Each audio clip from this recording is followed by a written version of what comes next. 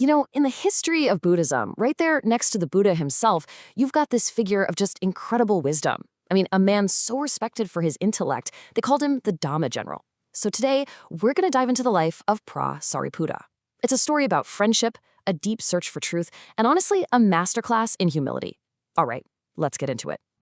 But here's the thing. Before he was the famous Sariputta, his name was Upatissa.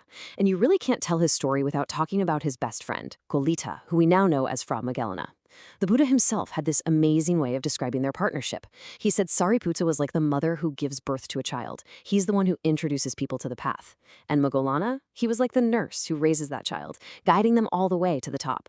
Their friendship, well, it was the bedrock for absolutely everything that came next.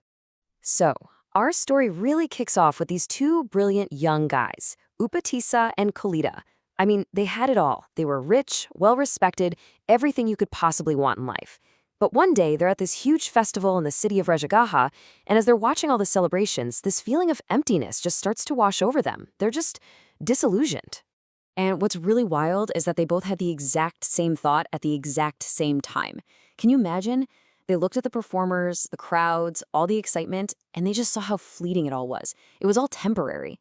And they knew, deep down, there had to be something more out there, something beyond just being born and then dying. And right then and there, they decided to leave it all behind. So they make this pact, a serious promise that basically sealed their mission together. The plan was they'd split up and each go looking for a teacher who knew the real, ultimate truth. And here's the key part. Whoever found this path to the deathless first absolutely had to, come back right away and tell the other one. This was no casual handshake, This was a bond forged in pure spiritual urgency. And just like that, the search was on. For Upatissa, this whole journey was building up to one single life-changing moment. A chance encounter on the streets of Rajagaha that was going to change not just his life, but honestly, the course of history forever. Okay, so what happens? Well, one morning, Upatissa sees a monk walking for alms. But here's the thing. It wasn't what the monk was doing. It was how he was doing it. There was this incredible composure, this serene presence about him that was just so peaceful. Upatissa was completely captivated. He just had to follow him, waiting for the perfect moment to walk up and ask, "Hey, who's your teacher and what does he teach?" Turns out the monk's name was Phra Assaji. And he was one of the Buddha's very first 5 disciples. He was super humble, he said, I'm still new to all this, but he shared this one incredibly powerful verse. And listen, this wasn't just some nice little saying. This was the heart of the Buddha's entire teaching, all about cause and effect, the very nature of reality. This was it. This was the key Upatissa had been looking for. And in that one instant, boom, everything just clicked into place. It was like a light bulb went off. The verse just opened his mind completely, and right there, he attained what's called the eye of the Dhamma, the very first stage of enlightenment. He finally got it. And, true to his word, he rushed to find his friend Kolita, told him the verse, and guess what? Kolita had the exact same profound realization. Their long search for a teacher, it was finally over. So after being ordained, Upatissa becomes Phra Sariputta. And his wisdom was just on another level, so much so that the Buddha himself named him his chief disciple, calling him the general of the Dhamma. Think about that. He was second only to the Buddha, the king of the Dhamma. But as you can imagine, that kind of status doesn't go untested, and a huge public test was just around the corner. So get this. The story goes that Sariputta is about to head out on a journey, and as he's leaving, the edge of his robe just accidentally brushes against another monk. Well, this monk, maybe feeling a little bit slighted or maybe even a bit jealous of Sariputta's reputation, goes straight to the Buddha with this shocking accusation. He claims, "Sariputta hit me," and then he just walked away without even saying sorry. So, of course, the Buddha calls Sariputta in. But instead of just saying, "Nope, didn't happen," Sariputta does something truly extraordinary. He delivers what's known as a lion's roar. And no, it's not a roar of anger. It's this fearless, powerful, profound declaration about his own state of mind. And he uses 9 incredible similes to explain exactly why it would be literally impossible for him to do what he was accused of. First, he started with the elements, painting this picture of a mind that is just completely stable, totally impartial.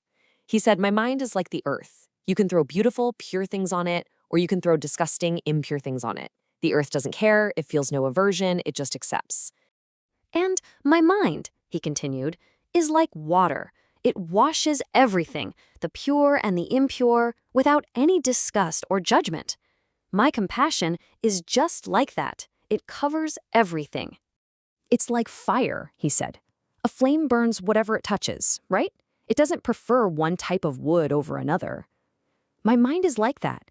It just consumes defilements without getting attached. And it's like the wind, he explained.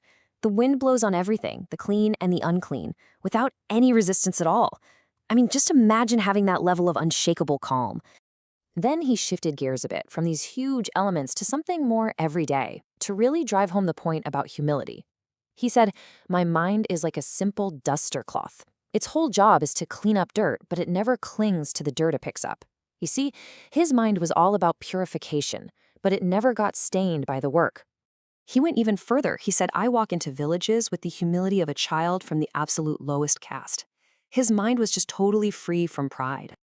I am, he said, like a bull with its horns cut off. The strength might be there, but the ability to intentionally hurt anyone, it's gone. He was saying that at his very core, he was completely harmless.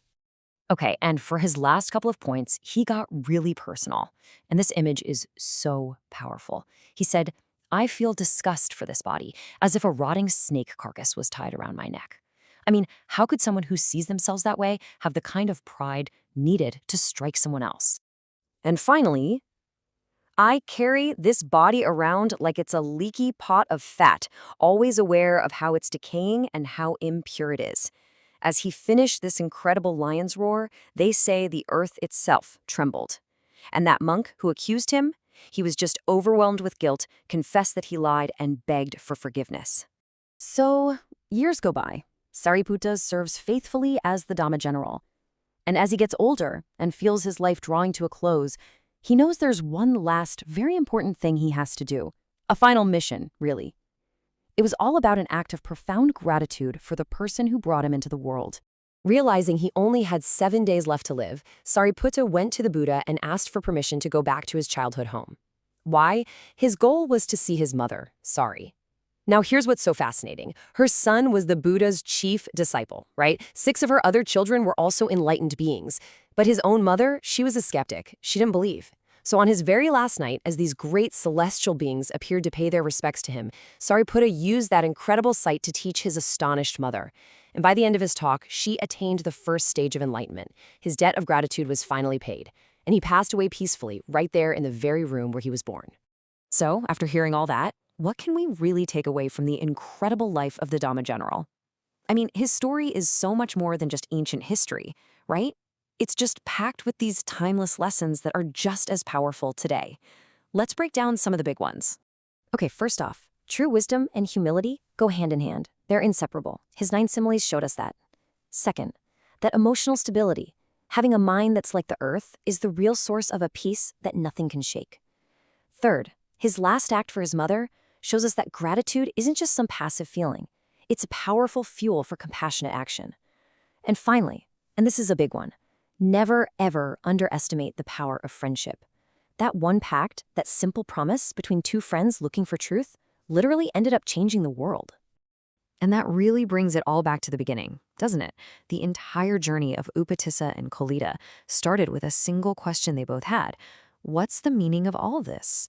And that kind of makes you reflect on your own life, you know? In the middle of all our distractions, all our busyness, it's a pretty good question to ask ourselves. What is it really that we're searching for?